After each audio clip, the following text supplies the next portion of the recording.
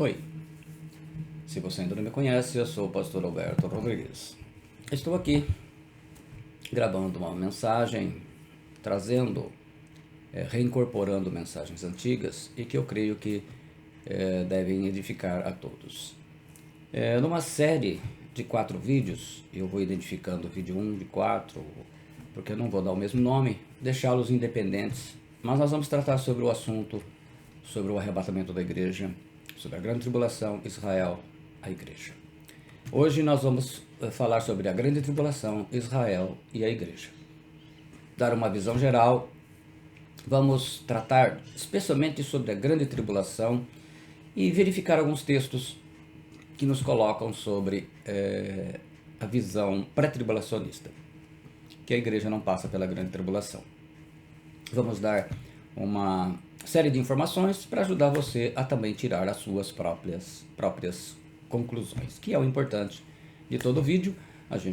Claro que eu coloco a minha posição, mas deixo você livre para assim fazer com a sua opinião. Então hoje nós vamos no vídeo 1. O texto básico e fundamentado que fala diretamente do arrebatamento da igreja está em 1 Tessalonicenses 4, 13 e 18. Na corrigida fiel diz: não quero, porém, irmãos, que sejais ignorantes acerca dos que já dormem, porque não vos entristeçais, para que não vos entristeçais como os demais que não têm esperança. Porque se cremos que Jesus morreu e ressuscitou, assim também aos que em Jesus dormem, Deus os tornará a trazer com ele. Dizemos-vos, pois, isto pela palavra do Senhor, que nós, os que ficarmos vivos, para a vinda do Senhor, não precederemos os que dormem. Porque o mesmo Senhor descerá do céu com alarido e com voz de arcanjo, e com trombeta de Deus, e os que morreram em Cristo ressuscitarão primeiro. Depois nós, os que ficarmos vivos, seremos arrebatados juntamente com eles nas nuvens, a encontrar o Senhor nos ares, e assim estaremos sempre com o Senhor. Portanto, consolai-vos uns aos outros com essas palavras. A King James Fiel traduz o versículo 17: depois nós, os que estamos vivos e permanecemos, seremos arrebatados juntamente com eles nas nuvens, a encontrar o Senhor no ar, e assim estaremos para sempre com o Senhor. A Almeida Revista e Atualizada traduz o versículo 17 assim: depois nós, os vivos, os que ficarmos, seremos arrebatados juntamente com eles, entre nuvens, para o encontro do Senhor nos ares, e assim estaremos para sempre com o Senhor. Muitos cristãos ímpios têm ridicularizado a crença no arrebatamento da igreja, até por dizer que a palavra arrebatamento não aparece na Bíblia, né? E coisas assim afora. Então, essa crença do arrebatamento da igreja antes da grande tribulação, especialmente nas redes sociais, estamos vendo muito isso.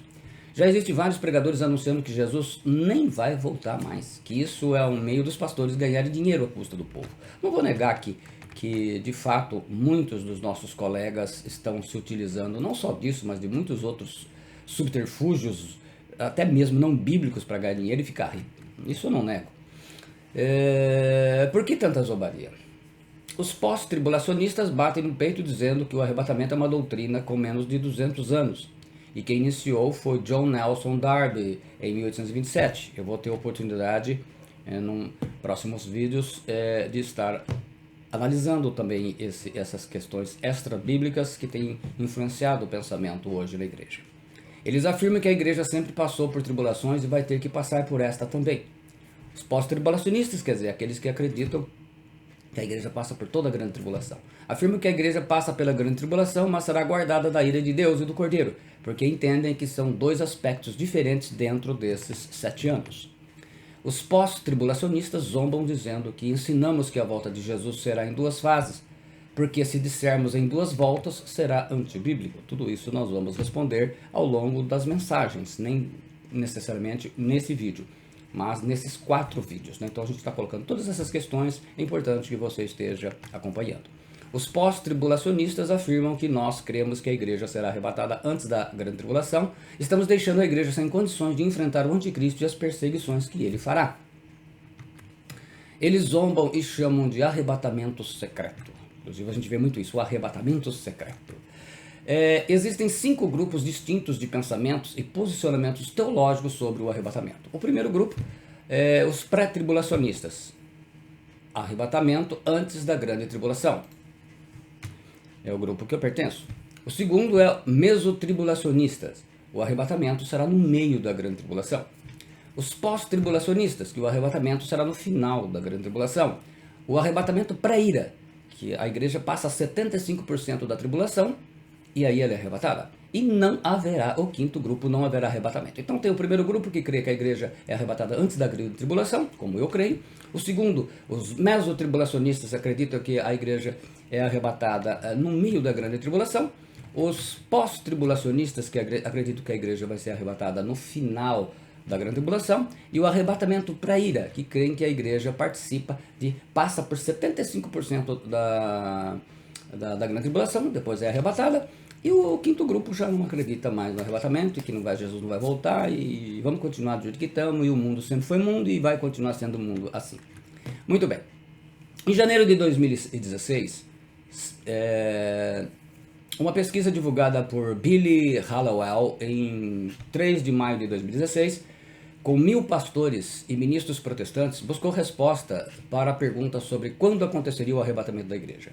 No total, 36% dos pastores se identificaram como pré-tribulacionistas. Acreditam que a igreja, então, era arrebatada antes da grande tribulação. E 25% como o arrebatamento não acontecerá. Não deve ser entendido de forma literal. É a forma com que eles entendem. E 18% como pós-tribulacionista. Acredito que a igreja passa por toda a grande tribulação. E que o arrebatamento e a segunda vida de Cristo são, em essência, a mesma coisa. Nós vamos tratar com todos esses assuntos. E ao longo, vamos assim, acredito que para você ter uma conclusão profunda, você vai ter que assistir os 4 vídeos. Aí você vai ter condição, acredito que talvez até antes, mas com os 4 você vai receber bastantes elementos, informações bíblicas pelo original, e aí você também vai poder tirar a sua própria conclusão, que é, em suma, uma das finalidades dos meus vídeos.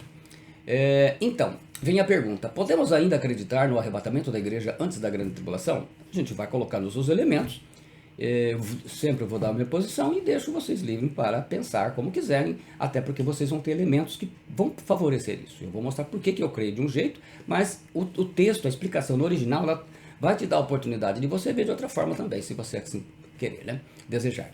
Para uma compreensão melhor do tema, nesta mensagem reveladora e poderosa, nós vamos trabalhar para responder 10 perguntas que eu vou usar 4 vídeos. Primeira pergunta: o que é a grande tribulação e quando ela começa? Então acho que a primeira coisa que a gente tem que perguntar, vai passar pela grande tribulação, mas o que é a grande tribulação? Quando ela começa? Para que ela serve? Se a gente não souber isso, fica difícil. Quais são as finalidades bíblicas, né, ou que a Bíblia apresenta, os propósitos para a grande tribulação? Segundo, passará a igreja pela grande tribulação? Eu vou dar um resumo no final da mensagem de hoje, mas os próximos vídeos vão ser determinantes para esta proposta. Terceiro, o arrebatamento é uma revelação do Novo Testamento?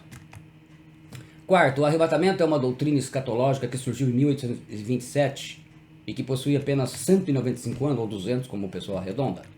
Tudo isso ao longo desses 4 vídeos. Qual é o significado da palavra arrebatados no original grego do Novo Testamento? O que os melhores dicionários de grego nos informam? Há a necessidade de um intervalo profético entre o arrebatamento e a volta gloriosa de Jesus? Sétima, como entender 1 Tessalonicenses 4 e o problema de Mateus 25? 6. Quais são os efeitos positivos da doutrina do arrebatamento antes da grande tribulação? Nona, qual a importância escatológica da iminência do arrebatamento da igreja? E 10º, quais as principais diferenças entre o arrebatamento e o retorno de Cristo, a volta gloriosa? Então, ao longo desses 4 vídeos, você terá a resposta para todas essas perguntas e poderá tirar a sua própria conclusão, que é, para mim, o mais importante. Muito bem. Inclusive, o 1 Tessalonicenses 4, 13 e 18, explicado pelo original, também vai ficar para o final. Correto? O texto que realmente fala dos arrebatados, eu vou deixar para o final. Depois de tudo isso, a gente vai explicar para que você compreenda. Então vamos lá. O que é a grande tribulação? Então a primeira pergunta vem aí: o que é a grande tribulação e quando ela começa? A grande tribulação ela é um tempo de preparo para a restauração de Israel. A primeira referência à tribulação dos últimos dias em Israel está em Deuteronômio 4. Eu vou ler os versículos 1, o 30 e o 31, pela King James Fiel. Agora, portanto, ouve, ó Israel, os estatutos e juízos que vos ensino, para os cumprirdes, para que vivais e entreis e possuais a terra que o Senhor Deus de vossos pais vos dá. Quando estiveres em tribulação, e todas essas coisas vos acontecerem, mesmo nos últimos dias, se tu voltares ao Senhor teu Deus e se obedeceres a sua voz. Porque o Senhor teu Deus é um Deus misericordioso. Ele não te abandonará, nem te destruirá, nem esquecerá do pacto de teus pais, que ele jurou a eles. A palavra tribulação é tsar em hebraico, que significa angústia, tribulação, aflição, um lugar apertado, tristeza. A pergunta a ser feita é: por que Deus já profetizava que Israel iria precisar passar pela grande tribulação nos últimos dias? Mal tinha começado o povo ali, Deuteronômio foi escrito para a segunda geração, a primeira morreu ficando no deserto pela rebelião. A segunda geração, os filhos que eles achavam que iam morrer, esses entraram na terra prometida. De quais pecados Israel terá que se arrepender? Em Jeremias 30, versículos 4 a 8, é chamado do tempo de angústia de Jacó, Israel, né? E estas são as palavras que disse o Senhor acerca de Israel e de Judá. Porque assim diz o Senhor: ouvimos uma voz de temor, mas não de paz. Perguntai, pois, e vede se um homem pode dar à luz. Porque, pois, vejo a cada homem com as mãos sobre os lombos, como a que está dando à luz. E por que se tornaram pálidos todos os rostos? Porque aquele dia é tão grande, que não houve outro semelhante. E é tempo de angústia para Jacó, ele porém será salvo dela. Porque será naquele dia, diz o Senhor dos Exércitos,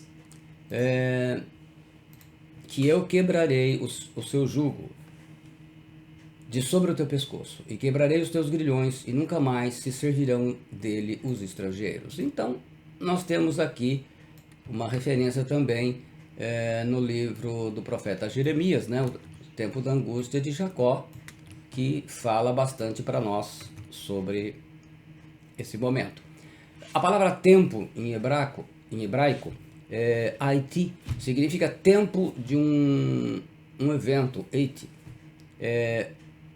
Angústia, tsará, que é usada também em Deuteronômio 4:30, aqui que eu acabei explicando anteriormente, também que fala de angústia, tribulação, aflição, lugar apertado, de tristeza, né? E a palavra Jacob, aquele que segura o calcanhar, o suplantador do verbo atacar os calcanhares, é o primeiro nome de Israel. E nós veremos no seguinte: a pergunta a ser feita é: por que Deus já profetizava que Israel iria precisar passar pela grande tribulação nos últimos dias? Vamos aí então entender ele é um evento incluso nas 70 semanas de Daniel para Israel. A grande tribulação é a chamada a 70ª semana.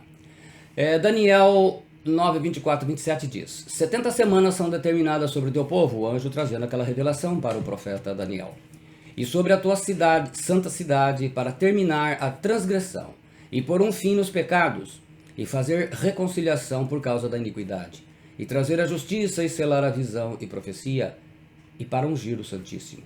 Saiba, portanto, e entenda que, desde a saída do mandamento de restaurar e construir Jerusalém, até o Messias, o príncipe, serão 7 semanas e 62 semanas. A rua será construída novamente, e o muro, mesmo em tempos tenebrosos. E após 62 semanas, o Messias será cortado, porém não por si mesmo, e o povo do príncipe que virá destruirá a cidade e o santuário. E o seu fim será como uma inundação, e até o final da guerra, desolações estão determinadas. Versículo 27, e ele confirmará o pacto com muitos por 1 semana, e no meio da semana ele fará cessar o sacrifício e a oblação, e pela disseminação das abominações ele a desolará até a consumação, e aquilo determinado será derramado sobre o desolado.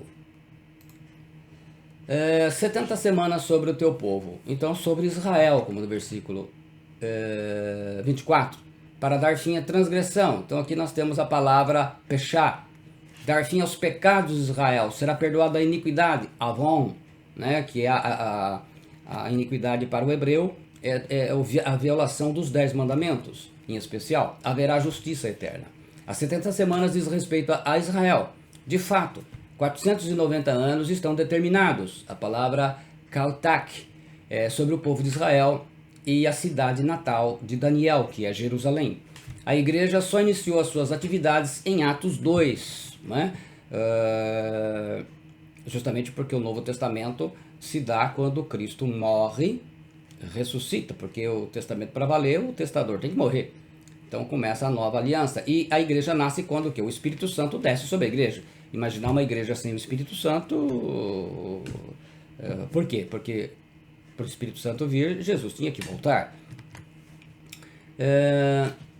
Depois da 79ª semana, ou seja, da semana 69, ou de se cumprir a semana 69 para Israel, e será arrebatada antes da semana de 70. Israel não existia durante o maior período da igreja na terra. No ano 33 depois de Cristo até o arrebatamento, né? O ano 33 foi o ano de Atos 2.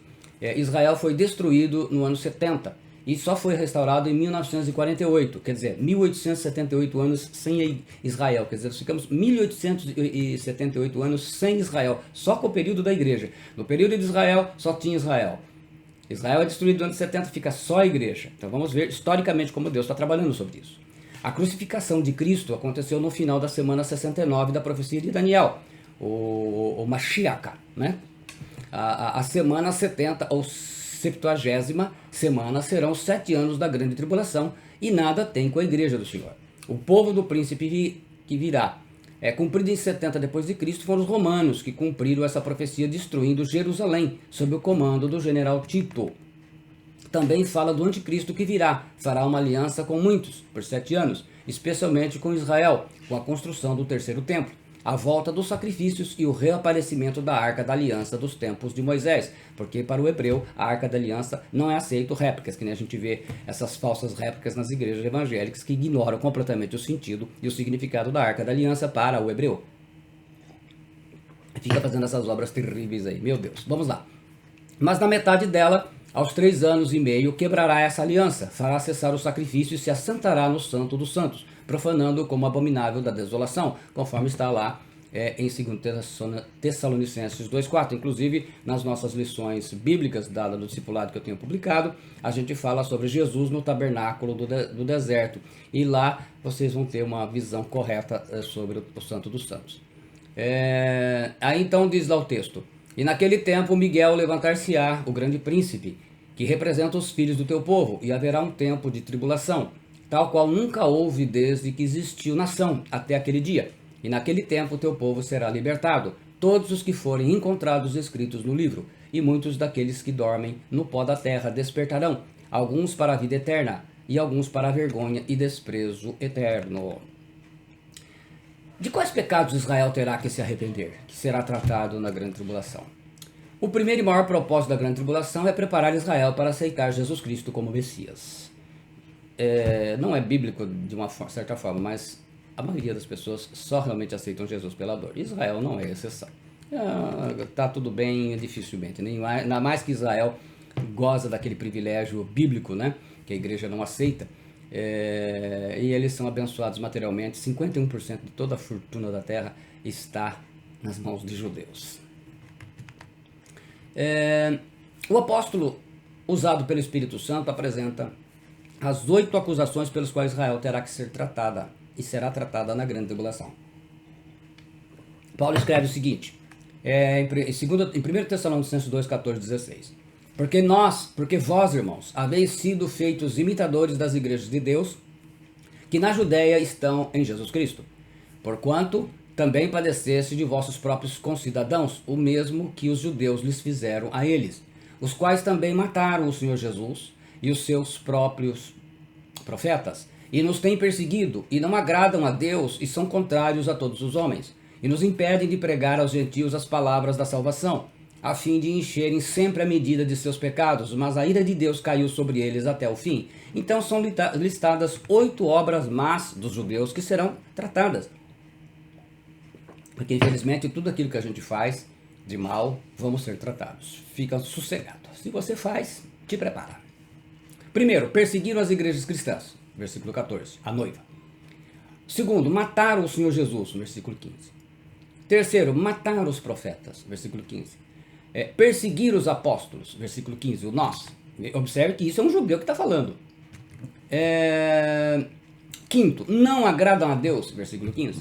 Sexto, são contrários a todos os homens, impedindo-os de conhecer o verdadeiro Deus, versículo 15, que foi revelado a eles.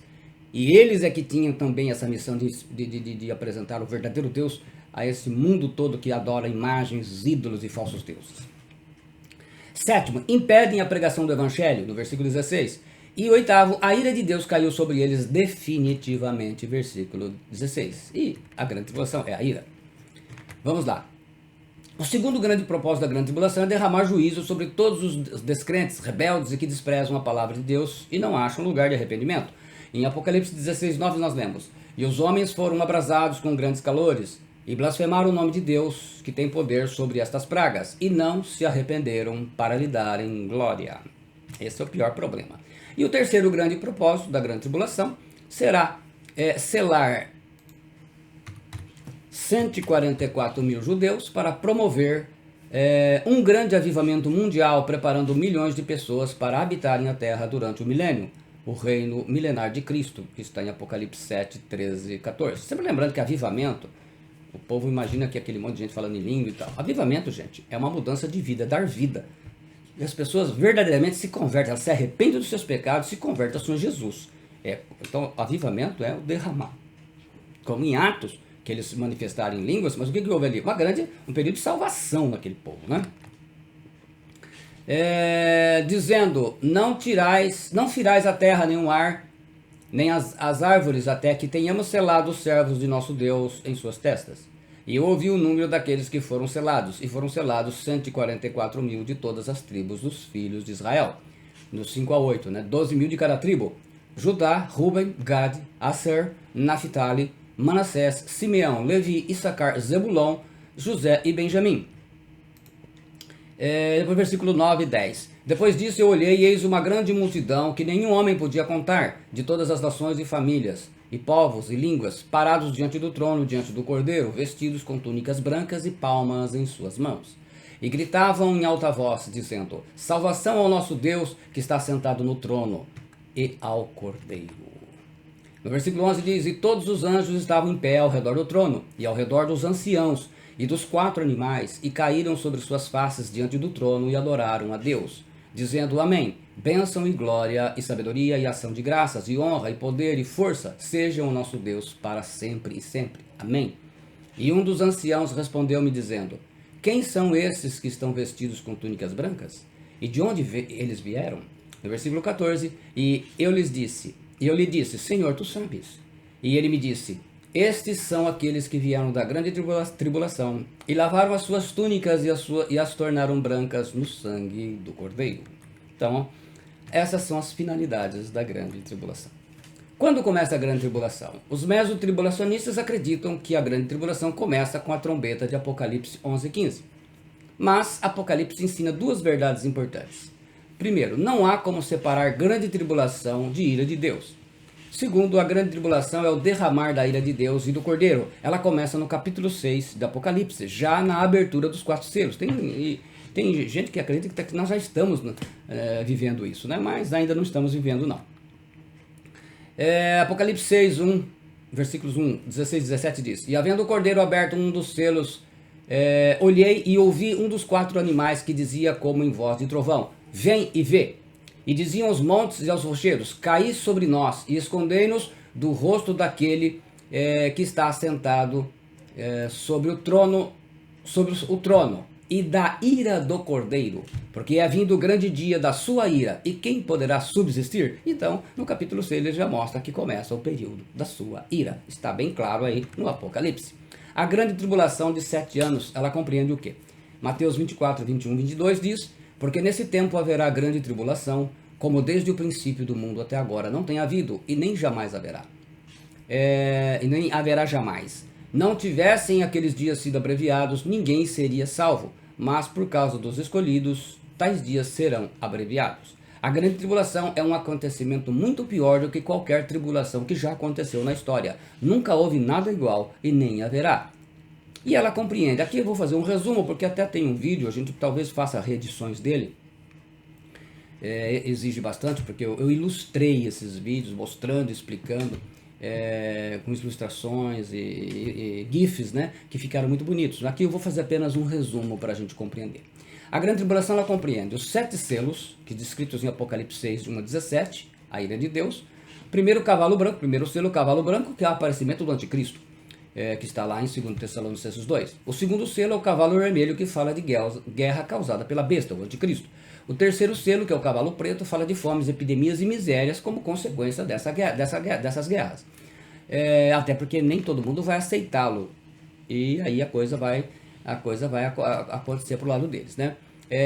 O quarto selo fala do cavalo amarelo, a morte e o inferno. Muita gente morrendo e indo direto para o inferno porque se recusaram a crer em Jesus Cristo. O quinto selo fala dos primeiros mártires da grande tribulação. Muita gente vai morrer por causa de Cristo, não vai aceitar a marca da besta e vai morrer mesmo.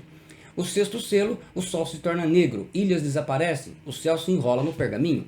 Alguns creem que é sinal da Terceira Guerra Mundial, que será uma guerra nuclear. E a Rússia já está dando todo a entender que ela de fato vai usar isso mesmo, né? Vai chegar o momento. O sétimo selo, Apocalipse 8.1, quando há aquele silêncio de meia hora, onde Deus apenas ouve as orações dos santos que sofrem na grande tribulação.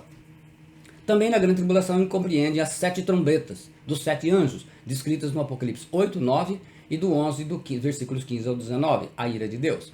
O primeiro anjo é a primeira trombeta, aquela chuva de saraiva, fogo e sangue que são atirados à terra, que muitos entendem aqui como explosões nucleares. O segundo anjo e a segunda trombeta, uma grande montanha pegando fogo, é atirada ao mar. Seria aí para alguns um meteoro que cai no mar e morre 1/3 das vidas marinhas e das embarcações, que seria então um evento extraordinário. O quarto anjo e a quarta trombeta escureceu. Na verdade, o terceiro anjo. O terceiro anjo é a terceira trombeta, absinto, e uma estrela, um principado, que cai do céu como tocha, e 1/3 das águas dos rios e fontes ficaram amargas, matando muitos homens, descritas em Apocalipse 8, do 10 ao 11. Seriam mísseis nucleares e a sua radioatividade nas águas.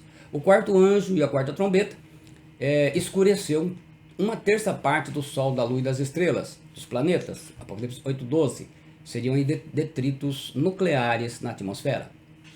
O quinto anjo e a quinta trombeta, descrito no capítulo 9 do Apocalipse, dos versículos 1 ao 12.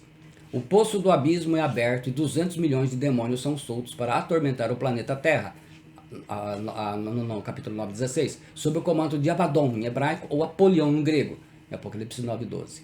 As pessoas vão querer se suicidar e não vão conseguir.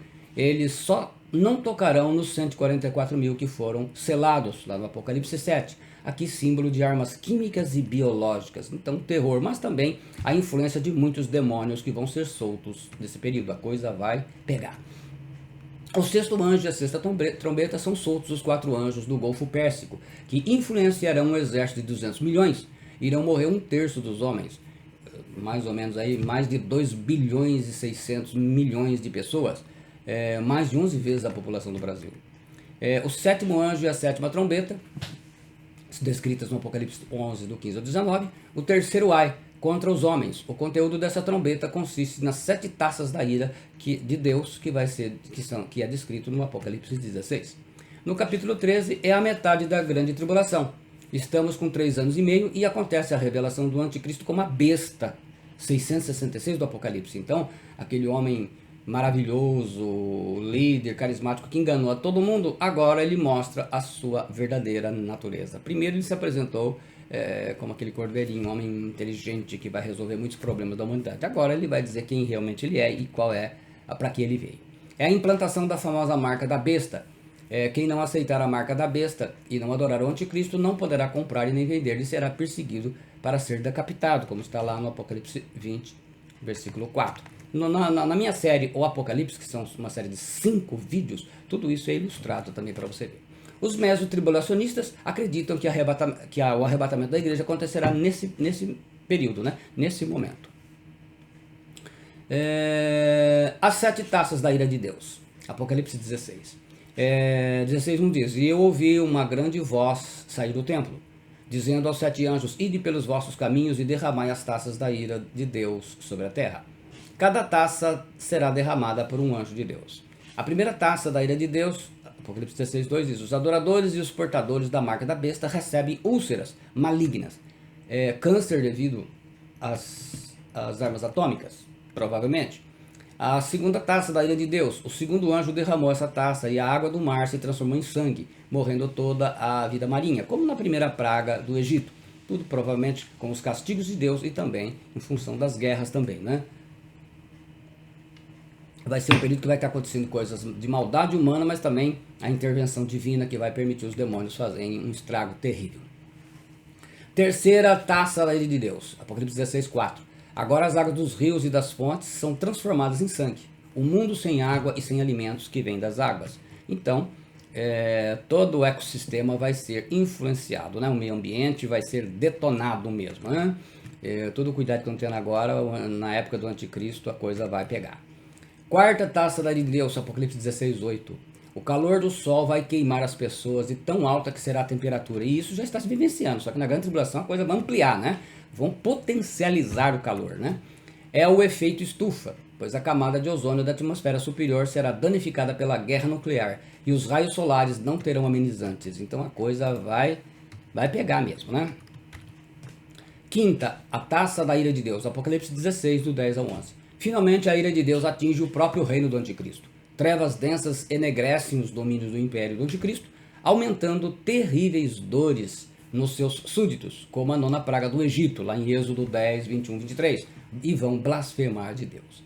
Na sexta taça da ira de Deus, descrita em Apocalipse 16, 12 ao 16, o rio Eufrates seca e prepara o caminho para facilitar os exércitos das nações que seguirão o anticristo na invasão contra Israel na famosa Batalha do Armagedão. Aliás, o Eufrates já está secando, né? A gente vê fotos aí atuais de Israel, né? A coisa está se aproximando. Sexta, taça da ira de Deus, descrita no Apocalipse 16, do 17 ao 21. Haverá um terremoto de magnitudes nunca vista na terra e uma chuva de pedra, com pedras pesando 30 quilos cada. O terremoto mais forte até hoje aconteceu no Chile, em 22 de maio de 1960, e atingiu 9,5 graus na escala Richter, que vai de 0 a 9, já passou, né? E gerou um tsunami.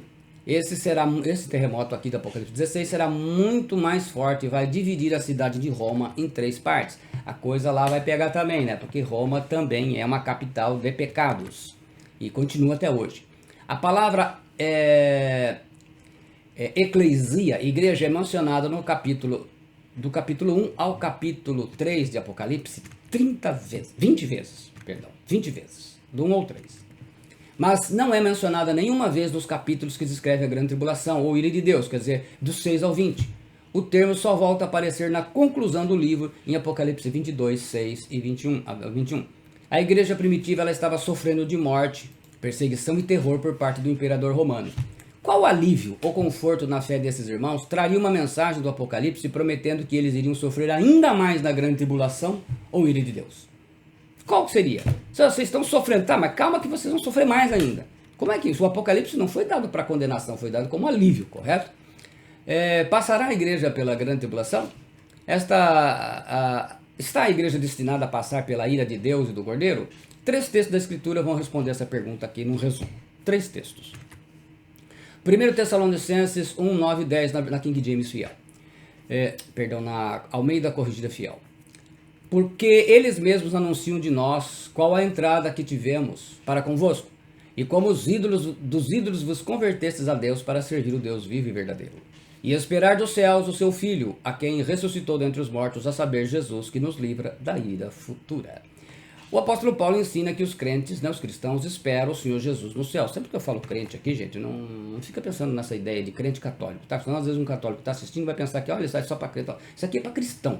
Crente é aquele que crê em Jesus, o que nasceu de novo, que teve novo nascimento, tá bom? Vamos definir assim. Então não está relacionado à religião, mas à sua posição em Cristo. Por que é crente? É todo que crê em Jesus Cristo. Ponto. Então vamos lá.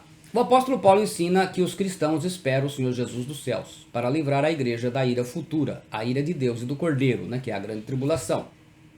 Livrar aqui a palavra romai, quer dizer livrar com o sentido de salvar alguém mediante o uso de força. O termo ele coloca ênfase na grandeza do perigo do qual se é livre por meio de uma intervenção poderosa. É como se uma pessoa fosse, por exemplo, vai ser atropelada por um ônibus e vem alguém e livra, e pega essa pessoa e puxa ela e tira, e o ônibus passa e não a pega. É nesse sentido. Resgatar, libertar. A preposição ek tem o sentido de vir para fora. Então, esperar dos céus, ek, para fora dos céus. Então, Jesus é ek, para fora dos céus. Ressuscitou dentre os mortos, ek, para fora dos mortos. Que nos livra da ira futura, ek, para fora da ira. Então, no contexto, Paulo está usando essas palavras no original grego, e ele era muito bom em grego, no grego koiné, o grego falado pelo povo, né? Tinha o grego clássico, que era dos intelectuais, que é um grego usado em Hebreus e usado por Lucas, né? Lucas tinha um grego, o original dele é assim, e Paulo falava o grego, escreve no grego koiné, que era o grego popular, como o português, né? Se vocês pegarem o português, tem um português falado pelo povo em geral, que a gente vê na televisão, lê nas redes sociais, e tem aquele português mais intelectual. Ira, a palavra orgei, ira, no sentido de punição. Em 1:10, 1 Tessalonicenses, aparece acompanhada por um artigo definido, de forma que não se refere a uma ira qualquer, mas a ira futura vindoura. Jesus Cristo virá dos céus para livrar a igreja da ira futura, através do quê? Do arrebatamento que o apóstolo descreve no capítulo 4, 13 e 18. Então nós estamos pegando a mesma carta. Pois a igreja não está destinada para a ira de Deus e do Cordeiro na grande tribulação. 1 Tessalonicenses 5:9, ele diz assim, eu vou usar aqui a Almeida Revista e Atualizada. Independente da tradução que eu uso, eu estou explicando pela original. Irmãos, relativamente aos tempos e às épocas, não há necessidade de que eu vos escreva, pois vós mesmos estáis inteirados com precisão de que o dia do Senhor vem como ladrão de noite. Depois de ensinar sobre o arrebatamento no capítulo 4, versículos 13 e 17, o apóstolo Paulo descreve o dia do Senhor ou a tribulação no capítulo 5, versículos 1 e 9. Essa ordem indica que o arrebatamento vem antes do dia do Senhor. Isto é, primeiro acontece o arrebatamento da igreja e só depois acontecerá o dia do Senhor, que é uma expressão do Antigo Testamento, também chamado dia do juízo. Você vai ver isso em 2 Pedro 2:9, 2 Pedro 3:7, em 1 João 4:17, e o grande dia da ira que aparece, como eu citei anteriormente, em Apocalipse 6:17. Relativamente aos tempos e às épocas, a palavra peri, quanto aos, essa preposição grega, indica que o apóstolo Paulo, ele depois de falar sobre o arrebatamento no capítulo 4, ele faz uma mudança de assunto. Ele fala do dia do Senhor. Por isso que a expressão no original, ela muda muito o sentido daquilo que você vê em português. Em 1 Tessalonicenses 4, 13 e 18, os cristãos mostram-se ignorantes sobre o arrebatamento. Aliás, 1 Tessalonicenses é a primeira carta escrita no Novo Testamento. Portanto, primeiramente a igreja aprendeu sobre o arrebatamento. Mateus 24 vai ser escrita depois, correto? Em 1 Tessalonicenses 4, 13 e 18, os cristãos mostram-se ignorantes sobre o arrebatamento, 4:13, lá em 1 Tessalonicenses, porque nada sabiam. Já em 5:1, eles estavam perfeitamente conscientes da realidade sobre o dia do Senhor, aprenderam com o apóstolo, né? O discipulado é para isso. Conheciam sobre a grande tribulação, o dia do Senhor, mas nada sabiam sobre o arrebatamento, porque são dois assuntos separados, mas relacionados. 1 Tessalonicenses 5:9 diz, porque Deus não nos destinou para a ira, mas para alcançar a salvação mediante nosso Senhor Jesus Cristo. A alternância entre os pronomes vós, né, vocês, cristãos, né, e eles, os ímpios, na terceira pessoa, a gente pode observar isso. Em 1 Tessalonicenses 5:1-2, atualizado diz, pois vós mesmos estáis inteirados com precisão de que o dia do Senhor vem como ladrão da noite. Pegando aqui na Corrigida Fiel, versículo 3. Porque quando disserem paz e segurança, então repentinamente destruição virá sobre eles, como as dores de parto à mulher grávida, e não escaparão. Então, vós e eles, distinguindo os dois pronomes distinguem vós, os cristãos da igreja, eles, os ímpios. Isso indica que há dois grupos distintos. O dia do Senhor virá sobre eles, os ímpios, e não os salvos. Mas os cristãos, Deus não nos destinou para a ira da grande tribulação. Alcançaremos a salvação mediante o Senhor Jesus Cristo no arrebatamento da igreja, que é descrito no capítulo 4 de 1 Tessalonicenses.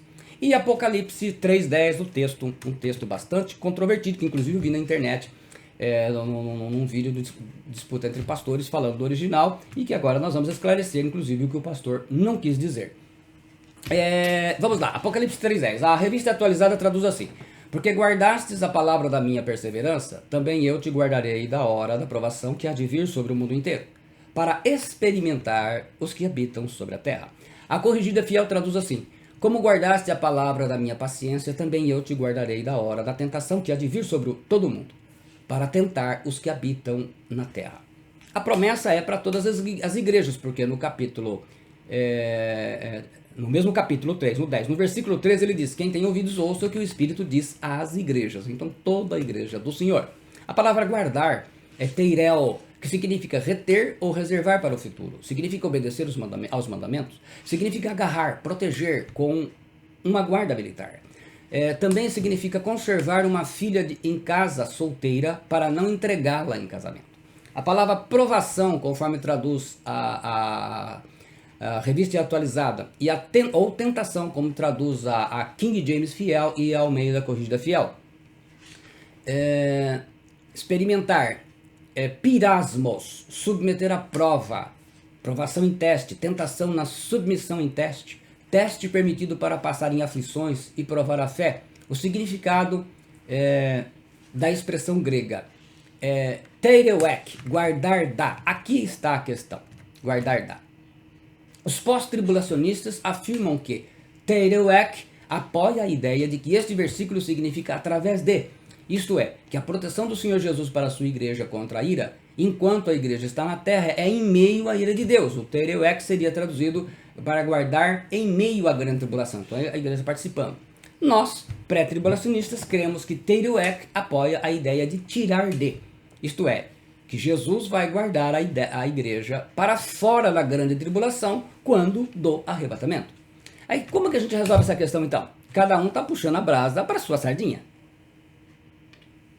Como é que a gente resolve então? Então vamos lá. Ek significa, os melhores dicionários gregos consultados significa para fora, êxodo, remover, em, na, da, e de dentro de. W.C. Taylor, por exemplo, ele diz que ek salienta sua ideia normal de saída do interior para fora. O único outro uso de teireuek aparece em João 17,15. Aqui vai nos ajudar a chave, o próprio original. E na própria fala de Jesus, porque em Apocalipse é Jesus falando, e agora em João, o próprio João escrevendo. Não peço que os tires do mundo, e sim que os guardes do mal. Se nós aplicarmos aí no original, teireuek, né? No sentido de teireuek, definido pelos pós-tribulacionistas, dentro de, teremos que entender que Deus guardará o seu povo em meio a Satanás, dentro de Satanás, porque ele fala, não os peço que os tires do mundo, e sim os guardes do mal, esse guardes do teireuek.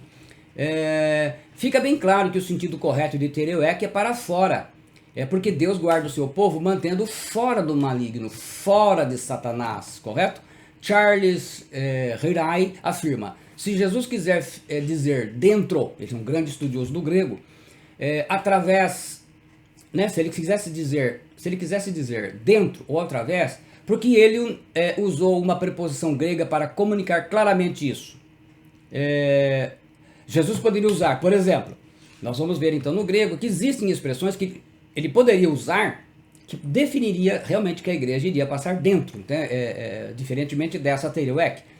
A palavra en em grego, que significa dentro, com, por, na, então dentro. Por exemplo, em Mateus 6,5, vou pegar sempre pela fala de Jesus, tá bom?